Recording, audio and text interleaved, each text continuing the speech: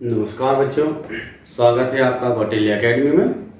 और मैं हूं धर्मेंद्र सिंह, आपका science teacher and biology teacher.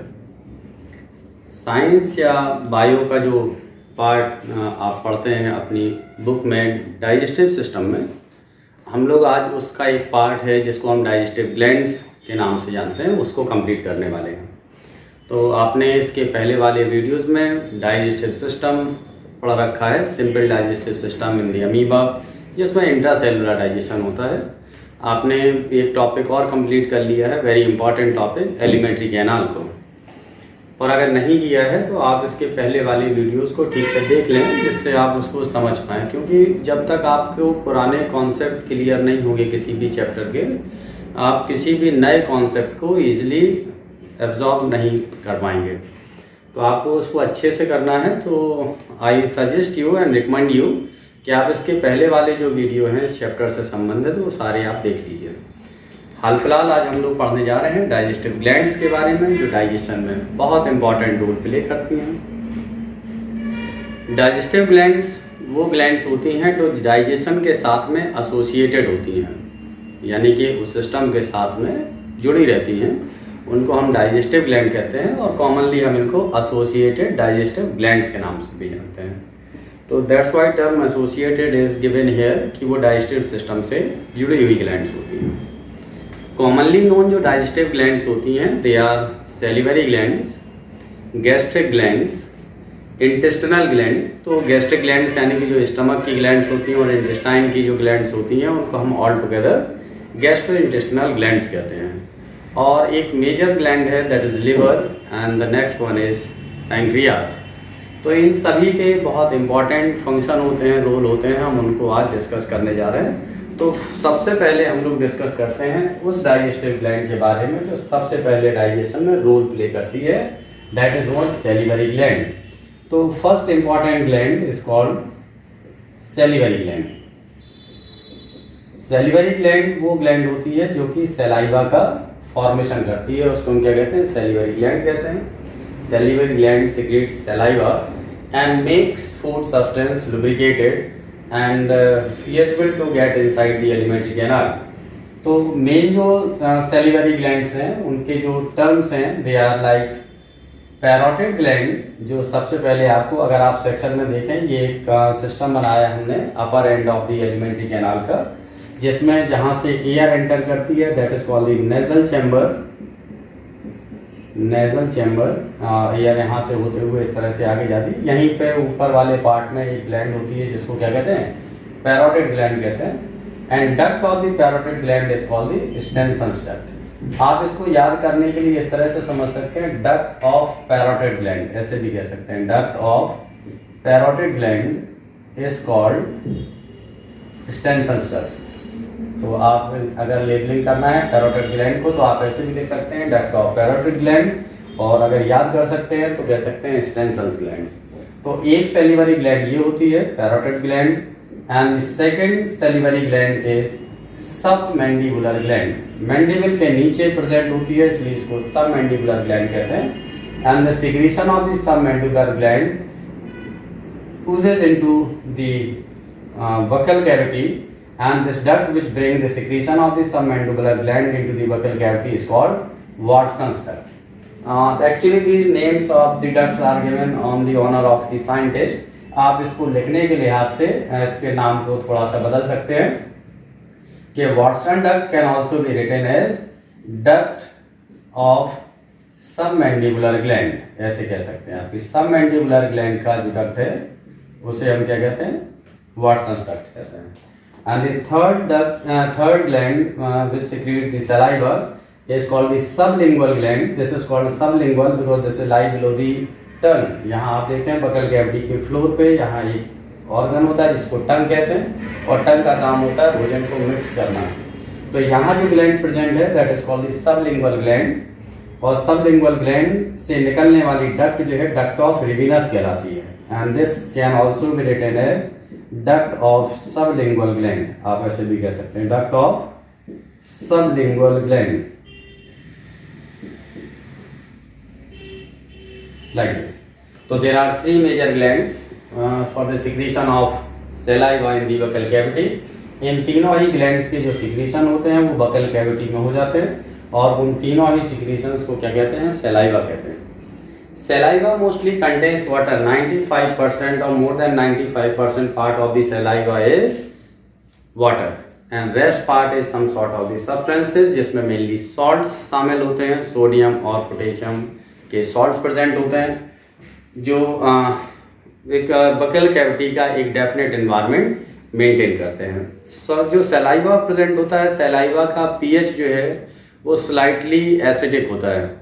इसमें एक एंजाइम भी प्रेजेंट होता है जिसको लाइसोजाइम कहते हैं कि फॉरेन सब्सटेंसेस अगर बकल कैविटी में एंटर करते हैं तो उनको न्यूट्रलाइज करने का काम लाइसोजाइम करता है। यानी कि अगर कोई जर्म्स एंटर कर जाए बकल कैविटी में तो उनको किल करने का काम किसका होता है? लाइसोजाइम्स का होता है। Saliva also makes the food lubricated. Saliva का काम और भी है कि वो फूड का लुब्रिकेशन करता है जिससे कि फूड इजिली एलिमेंट्री कैनाल में खिसक जाए या पीछे इजिली मूव कर जाए। उसके लिए सलाइवा ये इम्पोर्टेंट काम करता है लुब्रिकेशन का, कि फूड को आगे भेजने का काम या उसको चिकना बनाने का काम। One more important function of the saliva is to perform the digestion of the starch। Food का जो मेन कंपोनेंट है कार्बोहाइड्रेट स्टार्च, उसके डाइजेशन के लिए एक एंजाइम प्रेजेंट होता है जिसको कहते हैं salivary amylase. And salivary amylase help in the digestion of starch। Actually salivary amylase does not perform the complete digestion of the starch, it performs partial digestion। उसके लिए क्या प्रेजेंट होता है? इसमें सेलिवरी एमाइलेज प्रेजेंट होता है। एक enzyme है जिसको कहते हैं salivary amylase। Amylase is an enzyme which is for the digestion of the carbohydrate। Technical name for the salivary amylase is given here ptyalin, P-T-Y-L-I-N, ptyalin। Ptyalin is an enzyme which performs the partial digestion of starch। कैसे कि कोई अगर food component जो carbohydrate का है that is starch, तो starch के digestion के लिए टाइलिन ही एंजाइम किस तरह से काम करता है कि it breaks the starch into maltose, isomaltose and limit dextrin. तीन चीजें जो है ये प्रोड्यूस करता है, maltose, isomaltose and limit dextrin. This is what the function of ptyalin which is the salivary amylase. तो अब आपको सेलिवरी ग्लैंड्स का मालूम चल गया कि सेलिवरी ग्लैंड्स तीन होती हैं मेनली।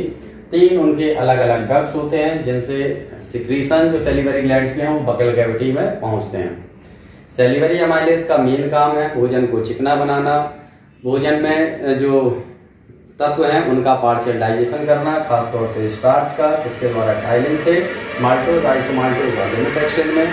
इसमें प्रेजेंट लाइसोजाइम्स जो होते हैं वो फूड के साथ अगर कोई जर्म्स एंटर करते हैं तो उनको न्यूट्रलाइज और नलीफाई करने का काम भी करते हैं। Next digestive gland other than salivary gland is the liver, जो इम्पोर्टेंट ग्लैंड है, सेकंड नंबर का ग्लैंड जिसको हम क्या कह रहे हैं? लीवर कह रहे हैं। पहले सेलिवरी अमाइलेज पढ़ा है, फिर हमने पढ़ाना है लीवर के बारे में पढ़ना है। Liver is the largest gland of the body. Liver जो होती है वो बॉडी की सबसे बड़ी ग्लैंड होती है जिसका वेट अप्रॉक्स 2 kg के आसपास होता है। 1.8 kg अप्रॉक्स जो है इसका वेट होता है, जो बॉडी के सबसे बड़े साइज को, ग्लैंड्स में जो सबसे बड़े साइज है उसको डिसाइड करता है, उसके मास को डिसाइड करता है। लीवर में दो लोब होती हैं, एक small lobe and the larger lobe. This is what the larger lobe of the liver, larger lobe and there is one small lobe. एक छोटी होती है मतलब देखने में और एक बड़े साइज की होती है, तो उस हिसाब से इनको टर्म दे दी है small lobe and larger lobes. Liver से निकलने वाली जो डक्ट्स होती हैं उनको कहते हैं हेपेटिक डक्ट। तो here is this hepatic duct which originates from the liver, और इससे बनने वाले जितने भी सिक्रीशंस होते हैं वो इसी डक्ट से आगे पास होते हैं। इसके बाद एक यहाँ पे वेसिकल लाइक स्ट्रक्चर होता है जिसका काम होता है इसके सिक्रीशंस को होल्ड करके रखना थोड़े समय के लिए, that is called the gall bladder. Gall bladder, gall bladder से जो डक्ट निकलती है that duct is called the cystic duct, cystic duct. Cystic duct and hepatic duct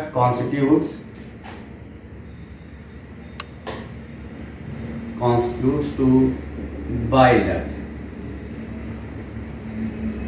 right? And now this bile duct and यहाँ एक और gland present है, that is called the pancreas. Pancreas से निकलने वाली डक्ट को हम कहते हैं pancreatic duct, this is called the pancreatic duct, जो पैंक्रियास से निकल रही है। पैंक्रियाटिक डक्ट आगे जाने के बाद इसी बाइल डक्ट के साथ में मिल जाती है और फॉर्म करती है hepato pancreatic duct, hepato pancreatic duct. And this hepatopancreatic duct opens into this tube-like structure called the duodenum। यही डक्ट जो है आगे जाके डुओडेनम में ओपन कर जाती है। तो इसका मतलब ये है कि हेपेटोपैंक्रियाटिक डक्ट से जो ओपनिंग होती है बाइल इसके डुओडेनम में, वहाँ दोनों का सिक्रीशन लिवर का और पैंक्रियास का यही ओपन करता है। लिवर से जो सिक्रीशन जाते हैं वो, और पैंक्रियास से जो सिक्रीशंस होते हैं वो सब कहाँ ओपन करेंगे, डुओडेनम में ओपन करेंगे। और डुओडेनम में यहाँ जाने के बाद वो अपने तरीके से उनको फंक्शन को एग्जीक्यूट करेंगे। तो यहाँ ये जो ग्लैंड है leaf like gland is called the pancreas. तो तीसरे नंबर की जो डाइजेस्टिव ग्लैंड है दैट इज पैंक्रियास। तो first is salivary gland, second liver, third pancreas and fourth gland is gastric gland. चौथे नंबर की जो ग्लैंड है that is gastric gland, found in the stomach. वो कहाँ पाई जाती है, स्टमक में पाई जाती है। अच्छा, अब हम वापस आते हैं अपने लिवर की डिटेल में, लिवर के स्ट्रक्चर को समझने के लिए। तो लिवर में क्या है, दो लोब्स हैं, इसके साथ गॉल ब्लैडर है, यहाँ से निकलने वाली डक्ट्स हैं और डक्ट कॉमनली ओपन करती है डुओडेनम में। लिवर से निकलने वाली डक्ट को सिस्टिक डक्ट कहते हैं और लिवर से निकली डक्ट जो है that is called the hepatic duct. दोनों मिलके क्या बनाती है, बाइल डक्ट। बाइल डक्ट किससे मिली, पैंक्रियाटिक डक्ट से, और फॉर्म किया हेपेटोपैंक्रियाटिक डक्ट को। और लिवर से जो मेन फंक्शन होते हैं लिवर के वो कुछ बड़े इंपॉर्टेंट हैं। जैसे सबसे इंपॉर्टेंट काम लिवर का क्या है, फॉर्मेशन ऑफ बाइल का। किसका फॉर्मेशन करते हैं, बाइल का, यानी कि प्रोडक्शन ऑफ बाइल। ये काम किसका है, लिवर का है। एक अल्कलाइन सब्सटेंस होता है जो बाइल में प्रेजेंट होता है, that is called the sodium glycolates and the sodium taurocholates. दो सॉल्ट्स होते हैं बेसिकली बाइल में, sodium glycolates and sodium taurocholates, जो बाइल के अल्कलाइन नेचर को मेंटेन करता है। इसके साथ साथ बाइल में दो पिगमेंट्स भी प्रेजेंट होते हैं, they are simply named as bilirubin and biliverdin. Sometime in some cases what happens कि this bilirubin and biliverdin does not undergo the proper metabolism and remains in the blood, और ये blood में बना रह जाता है इसका मेटाबॉलिज्म न हो पाने के कारण, जिसकी वजह से ब्लड का कलर येलो अपीयर होने लगता है। इवन नेल्स तक थोड़े से येलो कलर के दिखाई देने लग जाते हैं, आई बॉल्स जो है वो हल्के हल्के से येलो दिखने लगते हैं। तो this yellowing is because of bilirubin and biliverdin के मेटाबॉलिज्म के ना होने की वजह से। जब बिलीरुबिन बिलीवर्डिन ठीक से मेटाबोलाइज नहीं होते हैं तो इनके कंटेंट जो है वो ब्लड में प्रेजेंट बने रहते हैं, जिसकी वजह से बॉडी में येलोइंग आ जाती है। This yellowing of the blood is called jaundice. इसी को हम क्या कहते हैं, जॉन्डिस कहते हैं। हिंदी भाषा में इसको पीलिया भी कहा जाता है। तो ऐसे जो पेशेंट होते हैं वो जॉन्डिस बीमारी से सफर करते हैं, क्योंकि उनमें बिलीरुबिन और बिलीवर्डिन का मेटाबॉलिज्म नहीं होता है। Important function of the bile is to perform the emulsification। जो larger fat molecule है, that fat in the presence of bile changes into emulsified fat। वो किस में चेंज हो जाएगा, emulsified fat में चेंज होगा। तो मेन बाइल का काम क्या है, to perform the process of emulsification। ये कौन सी प्रोसेस परफॉर्म करते हैं, emulsification की प्रोसेस करते हैं। emulsification में क्या होता है, larger fat molecule जो होते हैं वो स्मॉलर फैट मॉलिक्यूल्स में चेंज हो जाते हैं, जिससे कि उसको डाइजेस्ट करना आसान होता है। और इमल्सिफिकेशन से फैट का सरफेस एरिया भी बढ़ जाता है, जिससे डाइजेशन इजी हो जाता है। तो emulsification is important for the digestion of fat. Next function of the liver is to perform the process of glycogenesis.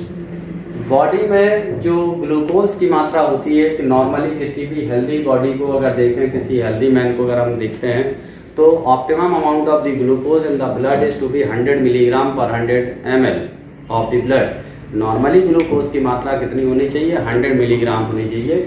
लेकिन अगर ग्लूकोज की मात्रा इससे कम हो जाती है तो पर्सन सफर्स हंगर, और अगर इससे मात्रा ज़्यादा हो जाती है तो उस ग्लूकोज की मात्रा को कहीं ना कहीं बॉडी में स्टोर करना पड़ता है। बॉडी के स्टोरेज के लिए there are certain hormones which are respond to perform the glucose into the glycogen. So this process of the conversion of glucose into glycogen, glucose का कन्वर्जन किसमें, ग्लाइकोजन में जब होता है तो this process is called glycogenesis.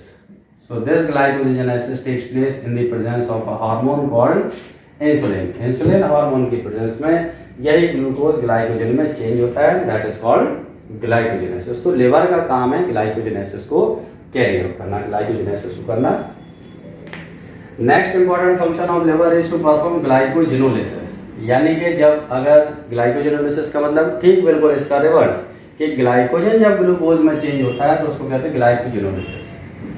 Glycogen changes into glucose, glycogen glucose में बदलता है in presence of a hormone called glucagon. याद रखिए ये काम किसका होता है, लिवर का. लेकिन जो हार्मोन्स आते हैं दे कम फ्रॉम पैंक्रियास. वो किसके होते हैं, पैंक्रियास के होते हैं. ग्लूकोज ग्लाइकोजन में इंसुलिन के द्वारा बनता है जो पैंक्रियास का हार्मोन है, और ग्लाइकोजन ग्लूकोज में बदलता है ग्लूकेगॉन के द्वारा, ये भी पैंक्रियास का हार्मोन है जो एंडोक्राइन पार्ट होता है पैंक्रियास का उसके. तो glucose changes into the glycogen, the process is called glycogenesis, and glycogen changes into glucose, the process is called glycogenolysis. This takes place when the amount of the glucose in the blood is more than 100 milligram, and this process takes place when the amount of glucose in the blood is less than 100 milligram. जब 100 milligram से कम glucose होगा तो stored glycogen glucose में बदल जाएगा, और अगर glucose की मात्रा बॉडी में ज़्यादा है, ब्लड में ज़्यादा है, तो that glucose changes into glycogen. So that is a kind of mechanism in the body which help the body to maintain the optimum environment और constant body environment उसको बना के रखे. Next function of the liver is to perform the deamination. Deamination का मतलब ये होता है कि जब प्रोटीन का डाइजेशन होता है तो प्रोटीन के डाइजेशन के बाद जो सबसे छोटी यूनिट मिलती है that is called the amino acid. उस एमिनो एसिड के यानी एमिनो एसिड का फॉर्मूला है NH2CHR और ये COOH. This is called the amino acid. इस एमिनो एसिड के इस एमिनो ग्रुप को अलग करना डीएमिनेशन कहलाती है. एमिनो एसिड का जब डीएमिनेशन होता है तो अमोनिया बनती है. तो formation of the ammonia from the amino acid is called deamination. This formed ammonia react with the carbon dioxide and forms urea. That means the synthesis of the urea is also the function of liver. तो deamination में क्या हुआ, ammonia बनी, ये निकल के क्या बन गई, ammonia NH3. This ammonia reacts with the carbon dioxide and forms urea. NH2CONH2 is called urea. So this urea is formed by ornithine cycle. एक साइकिल कैरी आउट होती है जिसको हम ऑर्निथीन साइकिल कहते हैं. वो ऑर्निथीन साइकिल में ammonia से क्या फॉर्म होती है, यूरिया फॉर्म होती है. तो this is carried out by liver. And next is what, the haemopoiesis. Haemopoiesis का मतलब होता है फॉर्मेशन ऑफ ब्लड. तो ब्लड का जो फॉर्मेशन होता है एम्ब्रियोनिक स्टेज में, उस एम्ब्रियो के लिए ब्लड की जो जरूरत पड़ती है that is process called haemopoiesis, and haemopoiesis takes place in liver. And next is what, the detoxification. Detoxification means removal of the poisonous substances from the body. Body से जो जहरीले पदार्थ हैं, जो ऐसे तत्व जो बन गए हैं या डाइजेशन में आए हैं या न्यूट्रिशन के द्वारा आपके फूड के माध्यम से शरीर में पहुंचे हैं या बॉडी में बन गए हैं, उन सारे सब्सटेंसेस को बॉडी से रिमूव करना जरूरी है, अनिवार्य है. तो इन सारे पॉइजनस सब्सटेंसेस को बॉडी से बाहर निकालने की प्रोसेस को डिटॉक्सिफिकेशन कहते हैं. And detoxification is a process which is carried out by liver. तो next is what, the liver also performs the secretion of heparin. देखें क्या है, heparin is very important here. Heparin is an anticoagulant. Heparin अपने आप में क्या है, एक एंटीकोएगुलेंट है जिसका काम होता है ब्लड का क्लॉट ना बनने देना. आपके एक अनुभव रहा होगा कि जब कभी आपको चोट लगी होगी तो चोट लगने के बाद ब्लड की क्लॉटिंग हो जाती है और ब्लड बहना बंद हो जाता है. So this process of the conversion of oozing blood into a clot is called clotting or coagulation of the blood. This process is not carried out inside the body, यानी कि ब्लड का जो coagulation है वो body के अंदर नहीं होता, बॉडी के बाहर आके होता है. तो अंदर ब्लड नहीं जमता है लेकिन बाहर बॉडी के ब्लड जम जाता है, उसका क्लॉट बन जाता है. तो अंदर क्यों नहीं जमता है blood, that is because of a chemical called heparin. वो किसकी वजह से होता है, हेपेरिन की वजह से होता है कि बॉडी में ब्लड इस तरह से क्लॉट नहीं कर पाता. तो liver this way is a very important gland because it performs multiple functions like formation of bile, glycogenesis, glycogenolysis, deamination, synthesis of urea, hemopoiesis, detoxification and secretion of heparin. These are what the functions of liver. और liver ये सारे function carry out करता है digestion के behalf में. Next important gland is called the pancreas. Pancreas is a leaf like gland which is present in the duodenal coiling. जो duodenal की coiling है उसमें ये लीवर पैंक्रियास प्रेजेंट रहता है. पैंक्रियास से निकलने वाली डक्ट पैंक्रियाटिक डक्ट कहलाती है, जो हेपेटिक डक्ट के साथ में मिलकर हेपेटो पैंक्रियाटिक डक्ट बना के डूडेनम में ओपन हो जाती है और डूडेनम में अपने सिक्रीशंस को रिलीज करेगी. अब पैंक्रियास को अगर देखें तो pancreas basically consists of two part. Pancreas के दो पार्ट होते हैं. एक जो पार्ट होता है that is exocrine part of the pancreas और दूसरा पार्ट जो है पैंक्रियास का that is endocrine pancreas. Exocrine part जो पैंक्रियास का होता है that is ductful part of the pancreas. Pancreas दो हिस्सों में बना होता है, डक्टफुल एंड डक्टलेस. एक ऐसा पार्ट है जिसमें कोई डक्ट नहीं होती है, यानी कोई ट्यूब लाइक स्ट्रक्चर नहीं होता जिससे कि सिक्रीशन किसी दूसरे ऑर्गन तक पहुंच जाए. उनके सिक्रीशन सीधे सीधे ब्लड में होते हैं. तो जिन हिस्से के सिक्रीशन सीधे ब्लड में होते हैं that is called endocrine part of the pancreas और जिसका सिक्रीशन किसी ट्यूब के माध्यम से ऑर्गन तक पहुंचता है उसको हम एक्सोक्राइन पार्ट कहते हैं. This is ductful secretion. So जिनमें सिक्रीशन डक्ट के द्वारा है दैट इज एक्सोक्राइन, जिनमें सिक्रीशन डक्ट के बिना है दैट इज एंडोक्राइन. तो pancreas has both the parts exocrine and endocrine. That's why pancreas is called heterocrine gland. इसीलिए पैंक्रियास को हेटेरोक्राइन ग्लैंड भी कहते हैं क्योंकि इसमें दोनों पार्ट होते हैं. एक्सोक्राइन पार्ट भी होता है और एंडोक्राइन पार्ट भी होता है. Exocrine part of the pancreas is responsible for the formation of pancreatic juice. क्या बनाता है? It forms pancreatic juice. Pancreatic juice में पैंक्रियाटिक एंजाइम्स होते हैं. एक्सोक्राइन पार्ट से क्या बनते हैं? Enzymes. And pancreatic enzymes basically constitutes pancreatic amylase, pancreatic protease and pancreatic lipase.